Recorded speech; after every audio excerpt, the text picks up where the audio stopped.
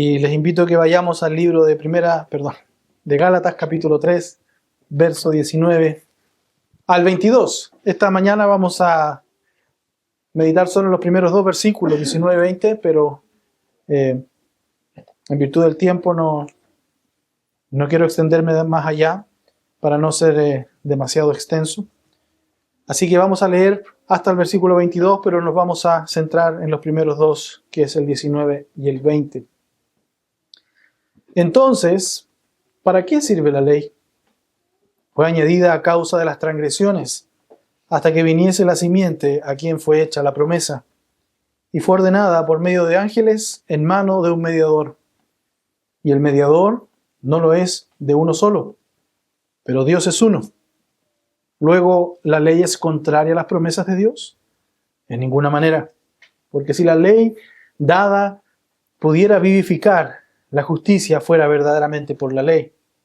Mas la Escritura lo encerró todo bajo pecado, para que la promesa que es por la fe en Jesucristo fuese dada a los creyentes. Hermanos, el título de esta mañana de la enseñanza es Nuestra esperanza descansa en la fidelidad de Dios. Y qué bendición es eso, porque la verdad que si descansara en nuestra fidelidad, nosotros estaríamos perdidos. Y quisiera partir en esta mañana pidiéndoles que imaginen una construcción. Imaginen a un constructor que está edificando una casa. Durante meses ese constructor utiliza andamios. Aquí los que han trabajado en construcción me imagino que saben lo que es un andamio. Es una estructura externa que sirve para poder subir a un nivel más alto. Entonces, este constructor durante meses levanta estos andamios para poder edificar los muros, para poder instalar luego el techo, para completar cada detalle en lo que es la obra de terminación. Esos andamios son indispensables para poder edificar esa casa. Lo mismo vemos nosotros cuando vemos un edificio que está siendo edificado, como tiene andamios por el exterior, que es como un exoesqueleto en donde los maestros, ¿cierto? Y los constructores se van moviendo y movilizando. Entonces, gracias, hijo, es indispensable para poder transitar, para poder edificar, y sin él no podrían avanzar. Sin embargo, una vez terminada la casa, los andamios se retiran, ¿cierto? Se sacan. Nadie piensa que fueron puestos y que fue un error haberlos puesto. Nadie piensa que resultaron ser inútiles y por eso los sacaron. Al contrario, todos pensamos que fueron útiles y que cumplieron perfectamente su propósito, ¿cierto? Aunque nunca fueron el objetivo final de la edificación no contemplaba tener esos andamios por siempre, sí sabíamos que era el medio por el cual se logró tener esa edificación. Y algo muy parecido, hermano, pasa y ocurre con el pasaje que estudiaremos hoy. En los versículos anteriores, el apóstol Pablo demostró que la herencia prometida a Abraham depende exclusivamente de la promesa hecha por Dios. En ninguna instancia depende de nosotros, y menos de la ley. No depende de la ley, la promesa depende de la herencia depende de la promesa de Dios. Entonces surge una pregunta que es completamente natural, especialmente para el judío.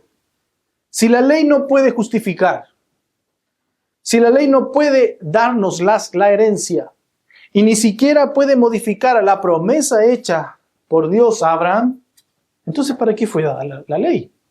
¿Cuál es el propósito de la ley? Porque recuerden que estos judaizantes pensaban que el cumplimiento de la ley era necesario para poder ser salvos. Y por eso que Pablo escribe esta carta a los hermanos de Galacia, para decirles, hermanos, ¿quién los maravilló con un evangelio diferente? Y no es que haya otro evangelio, es que algunos han pervertido el evangelio. Ustedes están añadiendo obras a la salvación por gracia, por medio de la fe solamente. Y por eso hace toda esta exposición el apóstol Pablo con respecto a Abraham, ¿cierto? Y que fue dada la promesa antes de que fuera dada la ley, 430 años antes. Así lo dicen los versos anteriores. Pero la pregunta que cae de cajón para un judío es, ¿y para qué fue dada la ley? ¿Acaso Dios entregó algo que era innecesario? ¿Tenía la ley algún propósito dentro de su plan de redención? Bueno, en Gálatas 3, 19 al 22, el apóstol Pablo responde esta inquietud junto a otra, pero hoy día solo vamos a ver la primera inquietud en los primeros dos versículos, mostrando que la ley nunca fue un segundo camino de la salvación. Nunca. Dios la dio con un propósito específico dentro de la historia de la redención, que era el propósito de revelar el pecado al hombre. El propósito era preparar el camino al Señor Jesús, al Cristo prometido. El propósito era conducir a los pecadores a la única esperanza de salvación, que era la fe en nuestro Señor Jesucristo. Y en estas dos preguntas retóricas el apóstol Pablo formula el día de hoy, vamos a analizar, ¿cierto? La primera. Entonces, ¿para qué sirve la ley? Así parte el versículo 19. Y lo primero que el apóstol Pablo responde en esta pregunta es que la ley fue añadida a causa de las transgresiones. Hasta este momento, hermano, el apóstol Pablo ha demostrado, como ya hemos visto y reiterado de manera irrefutable, que la herencia prometida a Abraham nunca dependió de la ley de Moisés. Nunca dependió del cumplimiento de aquella ley. La promesa fue dada 430 años antes de que fuera dada la ley, en aquel monte Sinaí. Y un pacto, como dicen los versos anteriores, el domingo antepasado lo veíamos, ya ratificado por Dios, no podía ser anulado ni modificado por otro posterior, porque el pacto fue ratificado allá en Génesis 15. Ahora, la salvación entonces nunca ha sido por las obras de la ley, esto está claro, sino únicamente por la gracia de Dios mediante la fe en su Hijo Jesucristo. Pero esa afirmación, hermano, inevitablemente levanta una pregunta, como le dije anteriormente, en la mente de cualquier judío, especialmente en la mente de aquellos judaizantes que enseñaban que la ley había que cumplirla para ser salvo. Porque estos estaban perturbando a la iglesia con sus falsas enseñanzas, con sus enseñanzas que decían que era necesario cumplir ritos, cumplir días, ser circuncidados para ser salvo. Por lo tanto, si la ley no justifica, no concede la herencia y no puede alterar la promesa hecha a Abraham, ¿para qué Dios la dio? ¿Qué propósito tenía dentro de su plan redentor? Y fíjense, hermanos amados, que el apóstol Pablo no evade la pregunta. El apóstol Pablo no se hace loco con la pregunta, al contrario, él mismo la formula en su carta. Él mismo formula la pregunta que él sabía que los judíos se iban a hacer, que los cristianos judíos. Él formula la pregunta que él sabía que los hermanos que estaban siendo enseñados en esta doctrina se iban a hacer. Entonces, ¿para qué sirve la ley? Y es una pregunta necesaria, porque el problema, hermano, nunca fue la existencia de la ley como tal, sino que fue la falsa expectativa que los judaizantes habían puesto sobre la ley. Fue el mal entendimiento del propósito de Dios para dar aquella ley. Perdón. Ellos la presentaban como un medio para alcanzar la justicia delante de Dios, mientras que Pablo demuestra y demostrará que Dios jamás la dio con ese propósito de alcanzar la justicia delante de él. De hecho, él ya lo había dicho antes en el capítulo 2 de Gálatas, verso 16, cuando dice, sabiendo que el hombre no es justificado por las obras de la ley, sino por la fe por la fe de Jesucristo. Déjenme cambiar esto un poquito que estoy asando. Por la fe de Jesucristo. Nosotros también hemos creído, hermanos, en Jesucristo para ser justificados, dice el apóstol Pablo, por la fe de Cristo y no por las obras de la ley. Por lo cual, por las obras de la ley, nadie será justificado. Él ya lo había dicho en el capítulo 2. Pero acá en el capítulo 3, en el verso 19, su respuesta es breve, pero es profunda.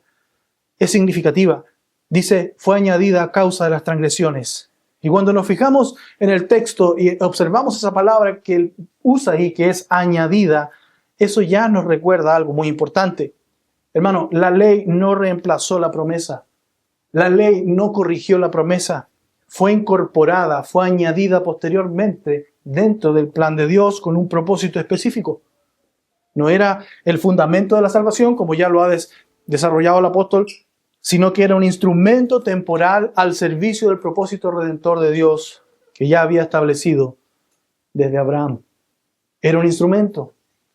Y cuando Pablo afirma que la ley fue añadida en Gálatas 3:19, está relativizando su importancia dentro del plan de salvación, el plan divino.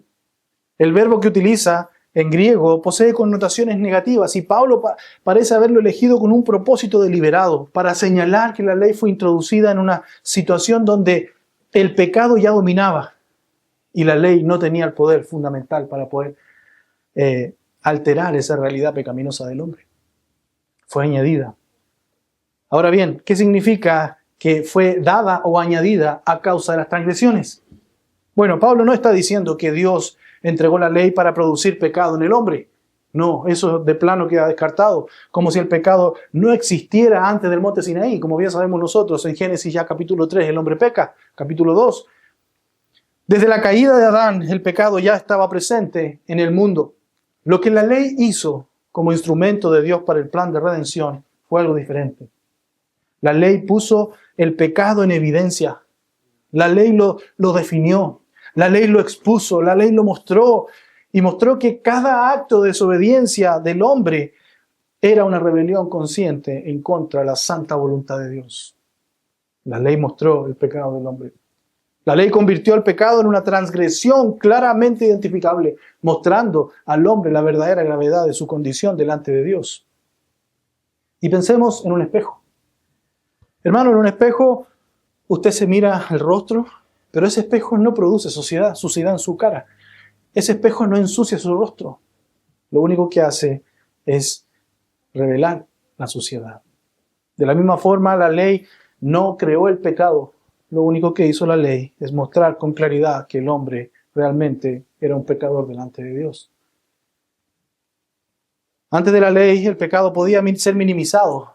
El hombre podía minimizar su condición de pecado, justificar su conducta o compararse más bien dicho con otros. Pero cuando apareció la perfecta ley de Dios, hermano, el pecado fue puesto delante de él y ya no pudo excusarse más. Romanos 5:13 dice, pues antes de la ley había pecado en el mundo, pero donde no hay ley, no se inculpa de pecado.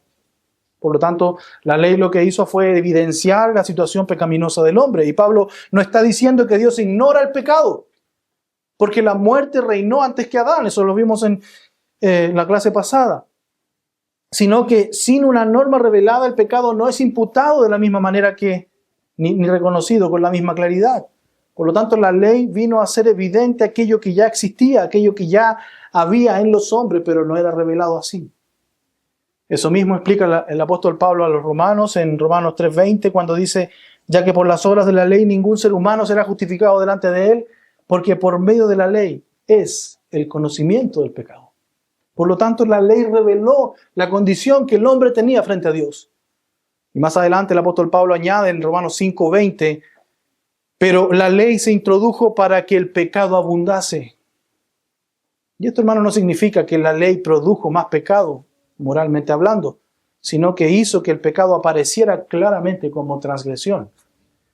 Como explica John Murray, la ley convirtió el pecado en una violación consciente de un mandamiento específico. Ya no fue algo en donde el hombre podía excusarse y decir, bueno, si no hay ley, entonces no hay violación de pecado. Es como si viviéramos en una anarquía. No hay gobierno, no hay Estado, no hay ley. Por lo tanto, lo que yo haga está dentro de lo que es permitido. No hay nada que me lo prohíba.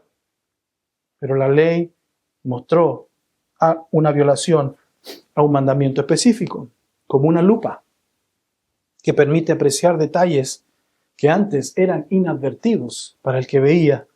La ley mostró cuán ofensivo, cuán profundo y condenable era el pecado delante de un Dios absolutamente santo, santo, santo. Pero aquí encontramos, hermanos, uno de los aspectos más hermosos del propósito de la ley. El propósito de la ley nunca fue dejar al pecador en la desesperación y desolación. Soy pecador, la ley me muestra el pecado y no tengo salida. Hermano, Dios no mostró nuestro pecado para destruir toda nuestra esperanza. Dios mostró nuestro pecado a través de la ley para destruir toda falsa esperanza. Porque el judío tenía una falsa esperanza. Mientras el hombre crea que puede agradar a Dios con sus propios méritos, mientras el hombre crea que puede ser declarado justo ante Dios por su propia fuerza, entonces jamás va a correr hacia Cristo. La ley nos muestra nuestra condición pecaminosa, la ley nos muestra nuestra condición caída y lo que nos hace es correr hacia nuestro Señor Jesús, es correr hacia sus pies, es correr hacia esa cruz y decirle, Señor, te necesito porque no puedo cumplir tu ley. Y eso, hermano, derriba absolutamente el orgullo. Eso destruye nuestra autosuficiencia y deja al pecador sin argumento delante del tribunal de Dios. No puedo cumplir tu ley.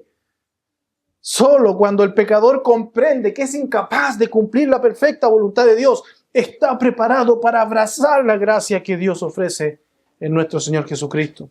Como Pablo dirá unos versículos más adelante, Gálatas 3:24, la ley ha sido nuestro ayo para llevarnos a Cristo, como aquel siervo, aquel esclavo que nos llevaba a conocer a nuestro Señor Jesús. Hermanos, esta verdad sigue siendo tan necesaria el día de hoy, como lo fue en los días del apóstol Pablo, como lo fue en los días de la iglesia de Galacia. Vivimos en una generación que habla mucho de amor de Dios, pero muy poco de santidad. Vivimos en una generación en donde la gente dice que en las iglesias no hay amor, pero en sus propias vidas no hay santidad. Gente que desea un Salvador, pero no quiere reconocer su pecado. Sin embargo, hermanos, nadie aprecia la grandeza de la gracia hasta que primero comprende la profundidad de su culpa. Hermanos, nosotros no amaríamos tanto a Cristo si no viéramos esa ley reflejada en nosotros. Esa ley que nos inculpa de pecado. Esa ley que muestra nuestra condición. Yo nunca he visto una persona desesperada por ser sana antes de conocer que sus días están contados por un cáncer o por una enfermedad. Hermanos, nosotros como hombres tenemos un cáncer que nos mató. Y por lo tanto, mientras no te den el diagnóstico a través de la ley, entonces tú no vas a entender que necesitas un Cristo, que necesitas un Salvador.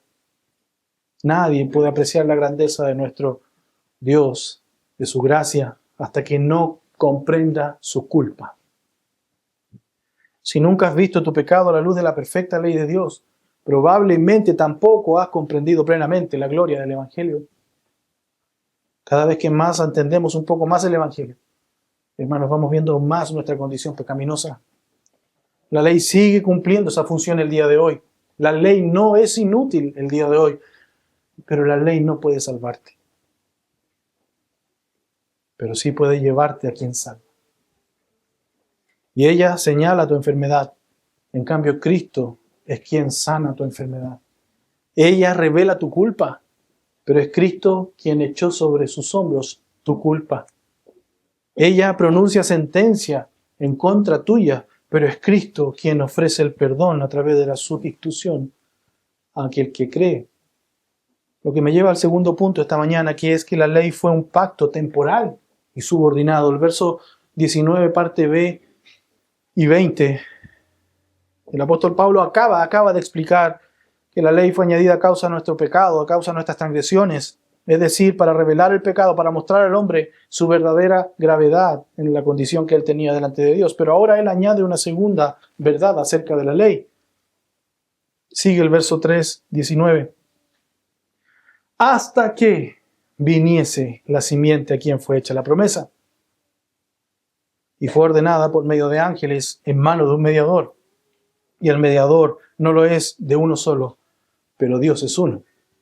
Hermanos, estas palabras nos muestran que la ley no solo tuvo un propósito definido, que ya como vimos anteriormente era revelar nuestra condición de pecado, sino que también tiene un periodo determinado, tiene un tiempo determinado y una posición subordinada dentro del plan de redención de Dios.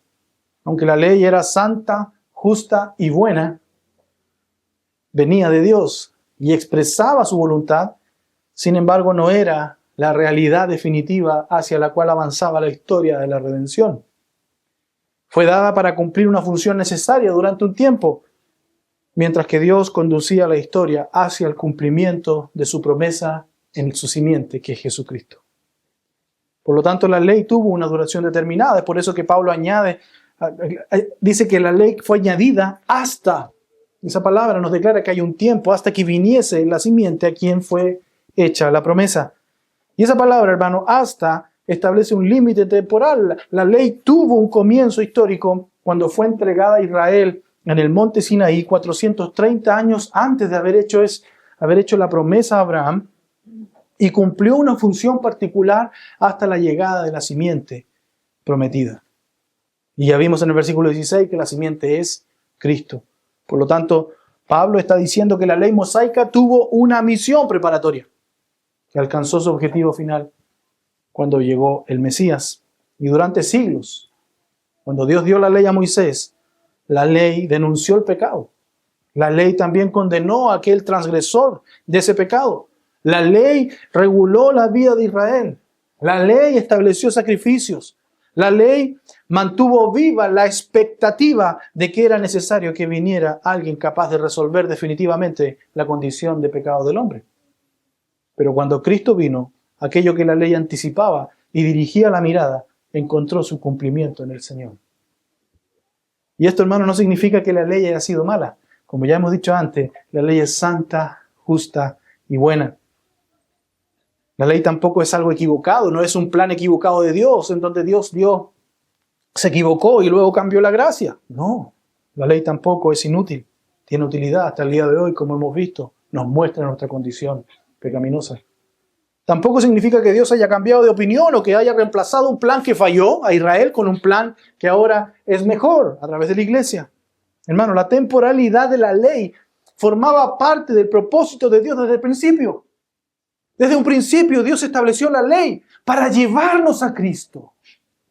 Fue dada con una función específica y debía permanecer vigente hasta la llegada de aquel a quien señalaba aquella ley. Podemos volver aquí a la ilustración del constructor y los andamios, hermanos. Los andamios permanecen mientras la obra está en desarrollo. Son necesarios para que el constructor pueda levantarse, pueda avanzar, pueda levantar los muros, pueda llegar hasta las partes más elevadas de aquel edificio. Pero cuando la construcción alcanza su objetivo, los andamios se retiran.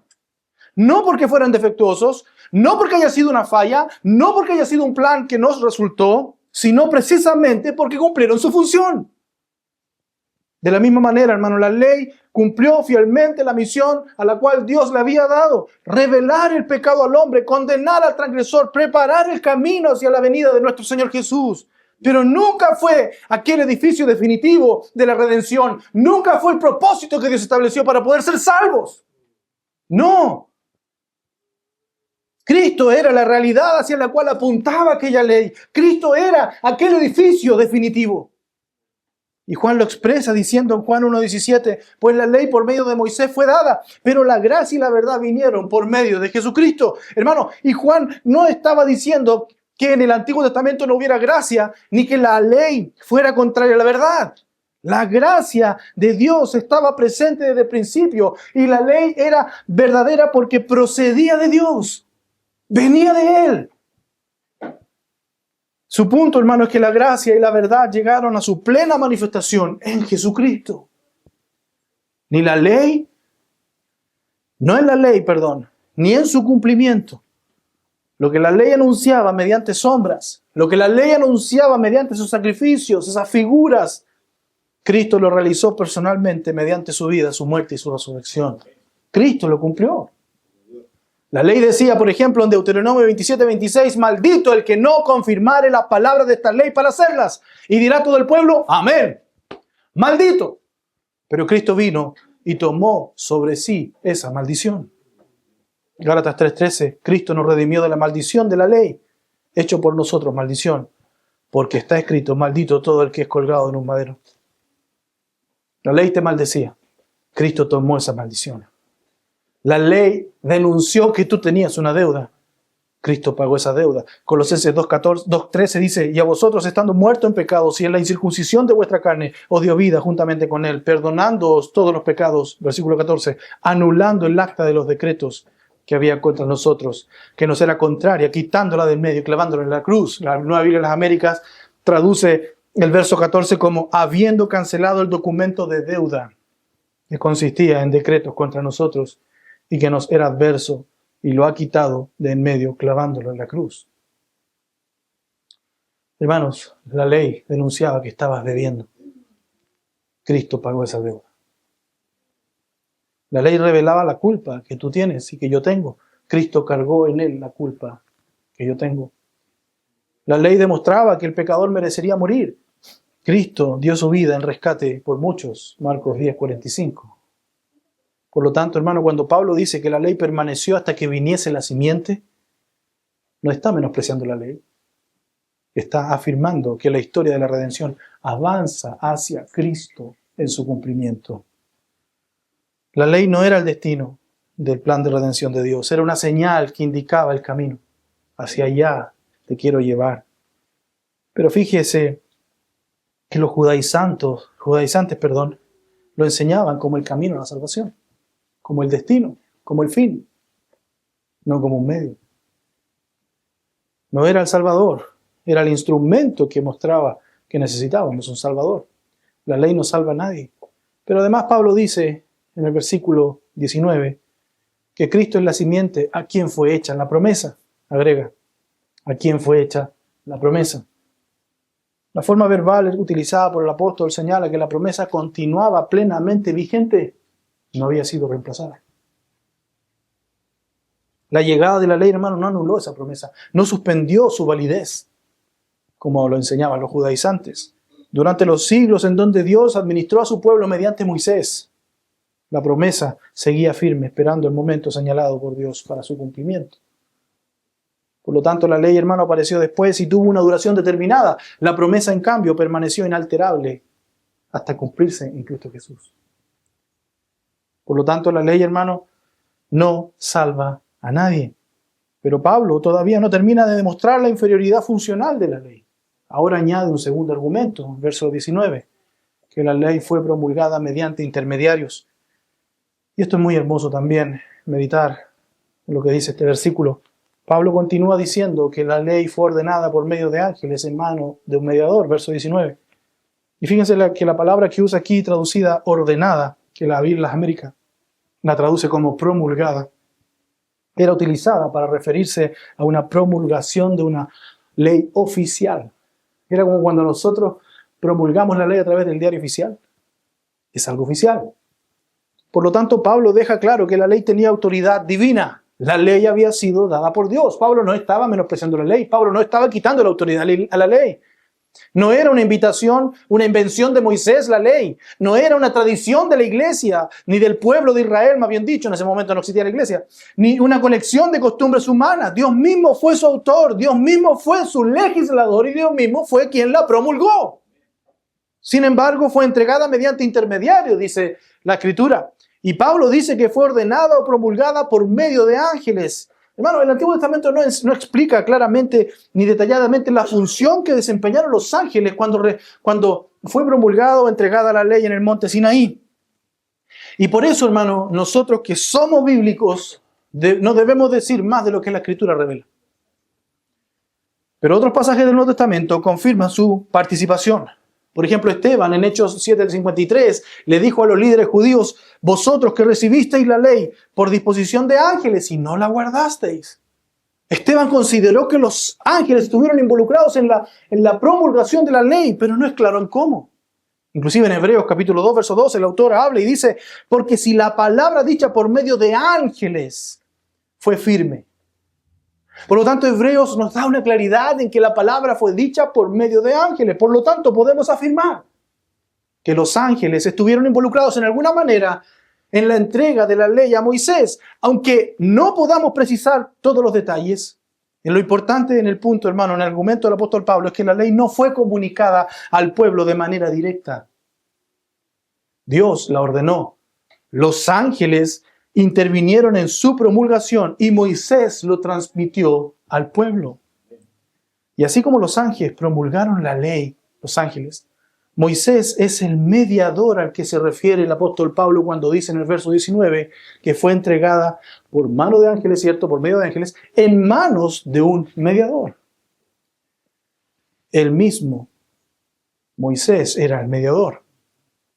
Inclusive Moisés lo recordó en Deuteronomio 5:5, cuando dice: yo estaba entonces entre Jehová y vosotros. Eso es un mediador. Para declararos la palabra de Jehová, porque vosotros tuvisteis temor del fuego y no subisteis al monte. No subisteis al monte. Tenían miedo. Por lo tanto, Moisés fue el mediador. Esa escena, hermano, en el monte Sinaí fue majestuosa, pero también fue aterradora. El monte temblaba, había fuego, había humo, habían truenos, habían sonidos de trompeta. Y Dios había establecido límites alrededor del monte y advirtió que nadie debía traspasar esos límites.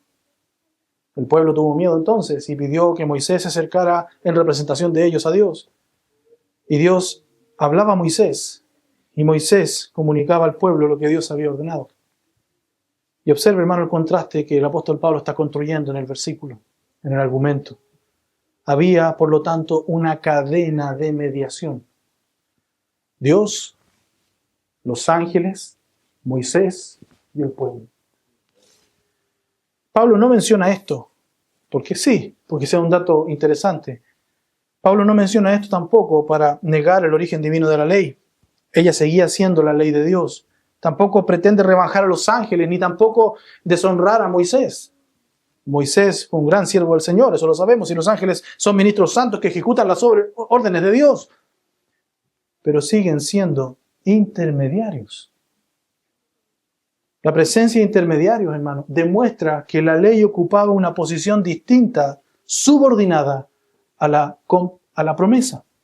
Porque la promesa hecha a Abraham no fue entregada mediante intermediarios, mediante una cadena de intermediarios. Dios mismo se acercó a Abraham, habló directamente a Abraham y asumió personalmente la responsabilidad de cumplir lo prometido. Por lo tanto, Abraham recibió la promesa y fue él mismo el beneficiario de aquella promesa. Pero la gran diferencia es que la garantía del cumplimiento de la promesa no descansaba sobre Abraham, sino descansaba eternamente por Dios, en Dios. En Génesis 15, cuando Dios confirmó el pacto, no sé si recuerdan ustedes con Abraham, fue Dios quien solamente pasó en medio de los animales partidos, mientras que hizo dormir a Abraham. Abraham no caminó en medio, por lo tanto Abraham no se obligó a cumplir nada. Fue Dios quien se obligó a cumplir el pacto. Por lo tanto, Dios asumió soberanamente, hermano, el compromiso de cumplir su palabra. La promesa no dependía del desempeño de Abraham, sino de la fidelidad de Dios que él había dado esa promesa. Y todavía queda una última pieza del argumento. La ley involucraba dos partes, hermanos. La promesa solo dependía de Dios.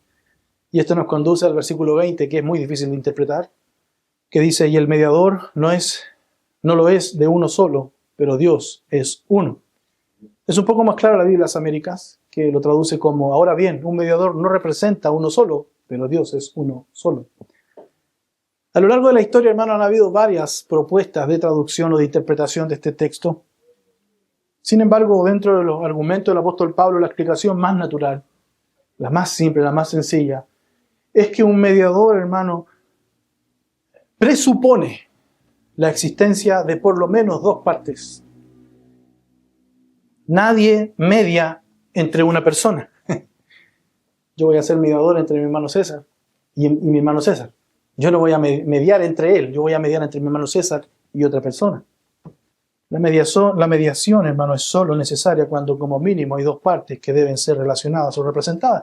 El pacto de la ley estaba Dios por un lado y el pueblo de Israel por otro lado. Y Moisés se encontraba en el medio entre ambos como el mediador. Dios estableció las condiciones del pacto, ¿sí?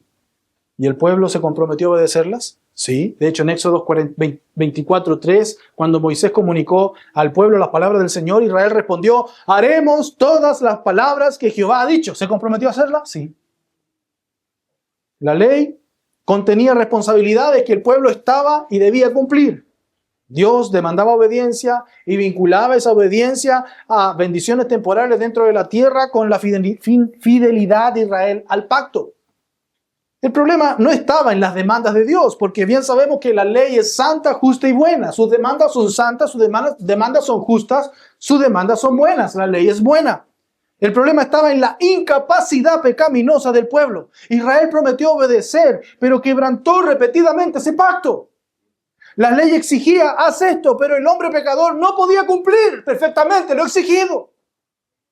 La promesa, en cambio, hermano, y aquí está lo glorioso, descansaba solamente en lo que Dios haría.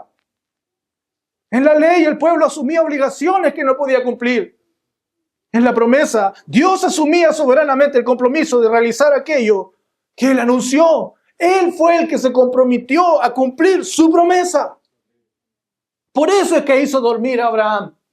Por eso es que Abraham no pasó en medio de los animales haciendo un pacto y de compromiso con Dios por esa promesa. No, fue una promesa. Dios solamente se obligó. Dios solamente hizo un pacto con nosotros. Y te voy a glorificar. Por eso, hermanos, que nuestra salvación es tan fundamentada en la gracia y en el poder de Dios. No hay nadie que nos pueda arrebatar de su mano porque Él hizo la promesa, no nosotros. En cambio, la ley, el pueblo se exigió cumplirla. La ley era entre dos personas, entre Dios y el pueblo. Y el pueblo no pudo cumplir su ley.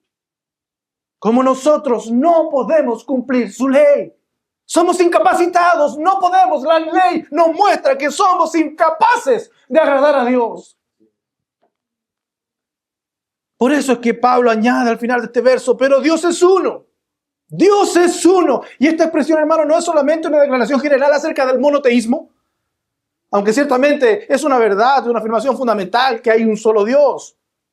Pero dentro del contexto de este versículo, Pablo lo que está diciendo, lo que está haciendo, pareciera estar descartando que la promesa de Dios actuó soberana y unilateralmente, no descartando. Dios lo prometió de manera soberana y solamente depende de Él. No necesitó un mediador que negociara entre las partes contractuales. No necesitó un mediador que estuviera entre Abraham y nosotros. No necesitó un mediador que estuviera entre Él y nosotros. Lo hizo directamente a Abraham. Porque el cumplimiento de la promesa dependía finalmente solo de Él. Mientras que así la ley no era. ¿Dios prometió a Abraham? Sí. Pero además Dios lo garantizó. ¿Dios envió la simiente a Jesús? Sí. Pero además Dios llevó a cabo la obra redentora eternamente. ¿Dios justificó al impío? Sí. A través de creer en su Hijo Jesús. Desde el principio, hermano, hasta el final. La promesa descansa en su fidelidad y no en la nuestra. Y aquí, hermanos, se encuentra la inferioridad de la ley respecto a la promesa. No es inferior porque proceda de una fuente defectuosa. Ambas, la ley y la promesa, proceden de Dios. La ley es santa, justa y buena. La promesa, hermanos, es perfecta. Tampoco porque enseña algo falso. La ley es santa, justa y buena. Es inferior en cuanto a su función dentro del plan redentor. Fue la ley hecha posterior. Fue hecha por un tiempo. Fue mediadora entre Dios y el hombre, su pueblo. Y fue condicionada por la obediencia de un pueblo pecador. En cambio, la promesa fue anterior a la ley. Fue permanente y es permanente y sigue estando en vigencia. Comunicada directamente al hombre y garantizada por el único Dios que no puede mentir, ni inculpar, ni cumplir su palabra. Por lo tanto, hermanos míos, esta verdad toca directamente el fundamento de nuestra esperanza. Si la salvación dependiera de nuestra obediencia perfecta, hermano, tenga por seguro que ninguno de nosotros tendría esperanza. Cada día yo fallo. Cada día yo peco.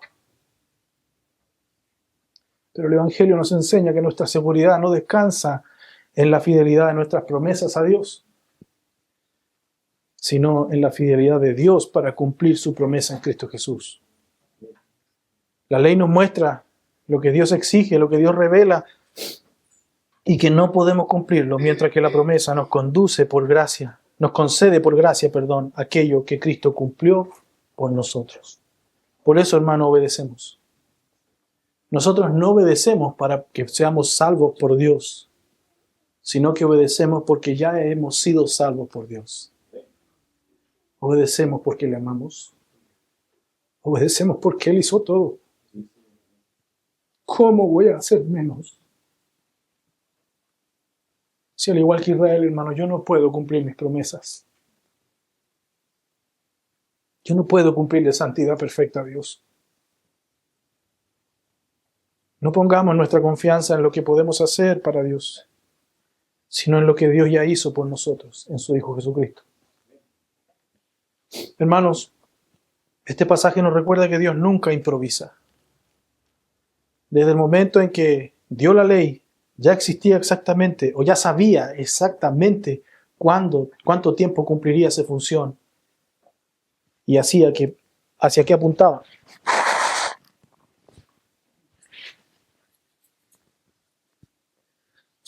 Por lo tanto, hermano, la ley nunca fue el destino de Dios para el hombre.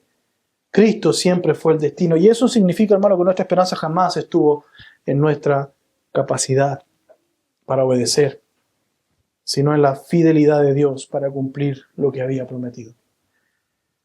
Quizás, hermano, muchos de nosotros seguimos viviendo como si Dios todavía nos aceptara por lo que nosotros podemos hacer, por nuestro desempeño.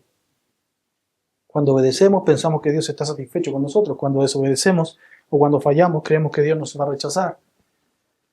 Pero Pablo nos recuerda a través de estos versículos, hermanos, que nuestra aceptación nunca descansó en nuestra capacidad, en nuestras promesas, en nuestra fidelidad. Siempre y eternamente descansó sobre el principio de la promesa de Dios, cumplida en su Hijo Jesucristo. La ley fue temporal, hermanos míos. Cristo es eterno y permanece por siempre. La ley señalaba el camino, pero Cristo es el camino. La ley preparó la venida del Salvador. Cristo es el Salvador. Por lo tanto, desde Génesis hasta Gálatas, cuando fue escrito este libro por nuestro apóstol Pablo, hermano, Dios nunca cambió el camino de la salvación. Nunca hubo, como se me enseñó a mí de muy chico, un tiempo en que los hombres fueron salvos por guardar la ley y en otro tiempo en que fueron salvos por la gracia. Hermano, siempre fue por gracia. Siempre fue mediante la fe. Siempre fue en Cristo Jesús. Solo que Abraham tenía que mirar hacia el futuro. La cruz. Nosotros miramos hacia el pasado. La cruz. Pero siempre fue la cruz. Ahora, después de la cruz, hermano, contemplamos al Salvador, esa ley que anunciaba. Por eso, si hoy sigues intentando presentarte delante de Dios apoyado en tus obras, apoyado en tu moralidad, apoyado en tu religión, este pasaje te llama a abandonar toda confianza en ti mismo y a venir a Cristo en arrepentimiento y fe.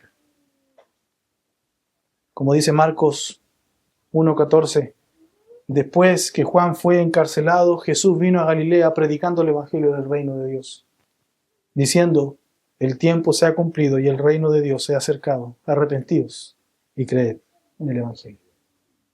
Arrepentido de tus pecados y cree en el evangelio.